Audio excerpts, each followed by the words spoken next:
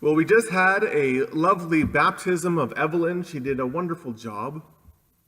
As I was explaining to the children at the kids' time, one of the things that is expressed in baptism, one of the promises that we remember, is the promise of forgiveness. Like water that removes dirt and grime from our physical bodies, the water of baptism is sometimes expressed as that which removes the weight of sin, kind of the dirt and grime of sin from our spiritual lives. Now, obviously, Evelyn, at this point in her life, hasn't racked up a long list of sins, but that doesn't mean that the message of forgiveness is any less important for her. As she grows up, she can look upon her baptism as the sign that she can always remember God's loving forgiveness of her. But her baptism, and as she grows up and as she looks at her baptism is to remind her of something else as well. It's going to be reminding her that she is called to be a person of forgiveness. And it's going to be challenging at times to forgive others. C.S. Lewis once said, "Everybody says that forgiveness is a lovely idea until they have someone to forgive."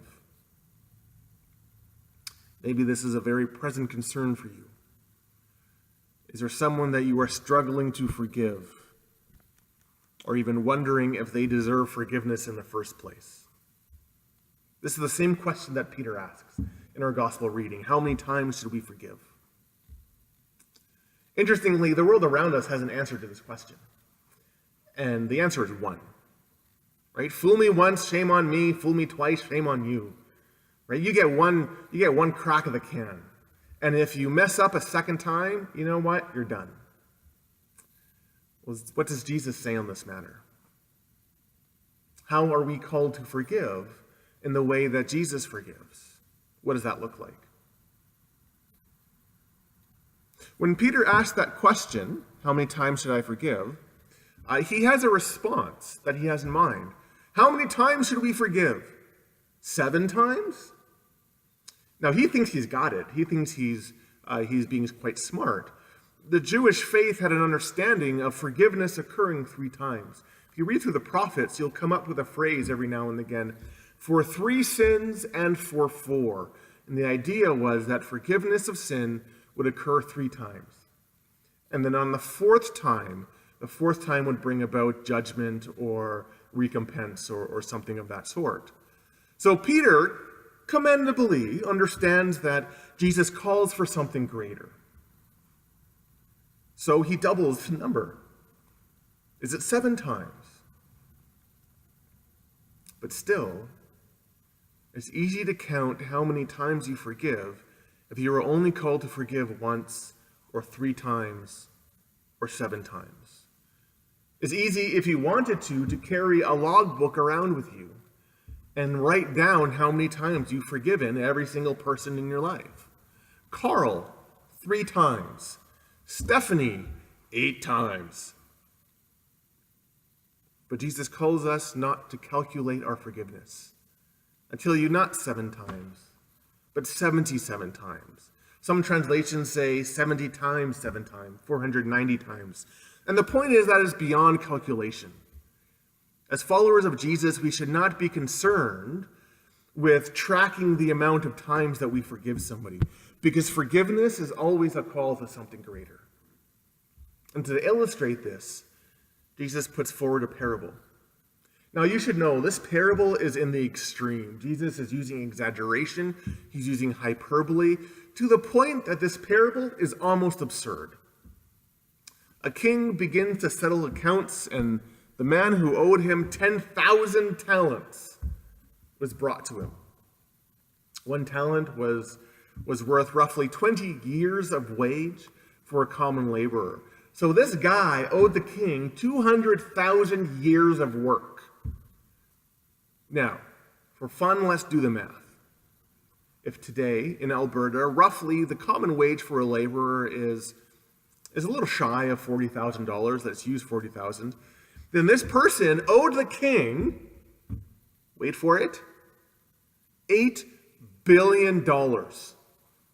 Put your hand up if you have a spare $8 billion in your account. Now that's not the shock of this passage. Having called this man to settle the account, the king decides to sell the man into slavery. And again, that sounds extreme, but actually this was a common custom of the day. When somebody owed somebody a huge debt that they weren't able to pay, then the person who was owed could sell the ower into slavery until that debt was repaid. This man then falls before the king, and he begs the king, "Be patient with me, and I will repay everything." And again, this is ridiculous. There is no way that he could pay such a large amount. If he didn't have $8 billion then, he would never have $8 billion. There was no way that he would ever repay the king. So this man, groveling before him, had no understanding of the gravity of his debt, how much he had wronged the king, and how much he in fact owed. But it's here where the shock of the parable comes in. Verse 27. The servant's master took pity on him, and he canceled his debt, and he let him go. The king took the debt upon himself. He absorbed the cost. In some sense, you could say he absorbed the hurt, and he let the man go free. And forgiveness occurred as the man was freed from any consequence of his debt that he had incurred. What Jesus is saying is that our forgiveness is not based on the size of our faults, but on the immense mercy and the love and the grace of God. We don't earn our forgiveness. We receive it from God based on his immeasurable compassion and his boundless love for us. When we, like the servant, fall before the Lord in confession or in prayer, when we say, "Listen, Lord, I am sorry," and we bear that weight before him, we receive the expression of God's compassion. Now, when we do that, we might be like that servant, and we might say things like, "I will never do this again." We might say, "I will be better." Or we might say, "Forgive me, and I will go to church every single Sunday, and I will be the best Christian this world has ever seen." And like the servant that owed billions, all of that, it sounds nice. But it might actually be somewhat unrealistic. Because we are flawed people. And we all sin. It's a reality for our lives. And yet our forgiveness isn't based on what we say. It's not based on saying the right thing. And again, it's not based on having the right stuff. It's based on God's love, so we don't need to carry around the weight of our debt. Because we have a Lord who is always willing to forgive, who will look upon us in compassion and in mercy. God takes our trespass, he takes the debt, he takes the sin upon himself. For the early Christian community, reading this Gospel of Matthew, they would automatically think of the cross, of how Jesus took the weight of the sin of the world upon himself so that we could be freed, so that we could experience the love of God. So what does that mean about how we forgive others? Because after all, that's the question, isn't it? How many times should we forgive? The root of our forgiveness is the manner in which Jesus forgave us. The forgiveness we have received is now to be lived out. And this is what does not happen in Jesus' parable. The servant goes out having been relieved of an $8 billion weight, an $8 billion debt. He goes out and he finds a fellow servant who owed him 100 denarii. He owes him $10, right? This is chump change. Now, this is somebody he probably knows. It's a fellow servant. He probably likes him. After all, he lent him money. So they have a relationship, but he demands repayment. And again, Jesus uses extreme exaggeration. He begins to choke the fellow servant. "Pay back what you owe." Second servant responds, "Be patient with me, and I will pay you back." This is exactly the same words as the first servant. But this time, the first servant throws the owing servant into the jail, all for a measly $10. It might be easy to say, well, he should have forgiven the guy. After all, it was only $10. But what if he owed $10 billion? What should he have done then? Should he have been forgiven? See, what Jesus is saying is that the way that we forgive is not based on the degree of wrong or the amount that we are owed, just like our forgiveness isn't dependent on how much wrong we have done. The way we forgive others is based on living out the forgiveness that we have received. We express Jesus' own forgiveness. And this is why the first servant, once the king finds out what has happened, this is why the first servant is turned over the jailers. The parable says that the king turns him over to the jailers to be tortured. And again, Jesus is using extreme language. He's making this an absurd story. Now, what's the point that Jesus is getting at? Is Jesus saying that God will yank our forgiveness if we don't forgive somebody? No. See, but if we refuse to forgive others, what we are saying is that we actually didn't deserve to be forgiven either. Because how can we say that we deserve forgiveness, but nobody else does? We need to recognize that there is a link between receiving forgiveness from God, which is freely offered, which is freely bestowed. There is a link between our receiving of forgiveness and our expressing of that forgiveness as well. Now, I want to mention something important. It's something that always comes up whenever the church begins to talk about forgiveness in sermons or in Bible studies or in private conversations. A lot of harm has been done by telling people that the call to forgiveness means accepting bad or abusive behavior. In this passage, in its extreme absurdity, it can be taken that way if we yank it from the scriptures and just see it as an isolated story. Well, obviously, this means that no matter the cost, no matter the weight, you are to forgive, so just smile and take the abusive behavior and move on.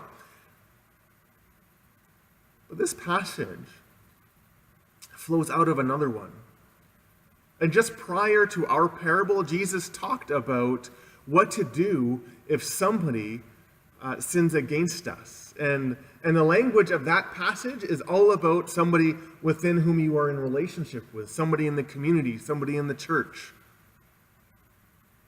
And Jesus says, if somebody sins against you, this is what you're supposed to do. One, show them their fault. Show the reality of the situation and the consequences of their behavior. Right? Forgiveness is never done at the expense of the truth. It always bears the truth. And so be true to what is happening. Be true and be honest about what you are feeling or what you are receiving. If that doesn't help, Jesus says, go to the wider community. Get help. Get other people involved. Be supported by the community that loves you and that cares for you. Again, being truthful about what you are experiencing. And then Jesus says, if that doesn't help, treat the person like a pagan and a tax collector. And what does that mean? See them as someone that you are not in fellowship with. In other words, do not maintain that relationship. Forgiveness is not the same thing as covering things up.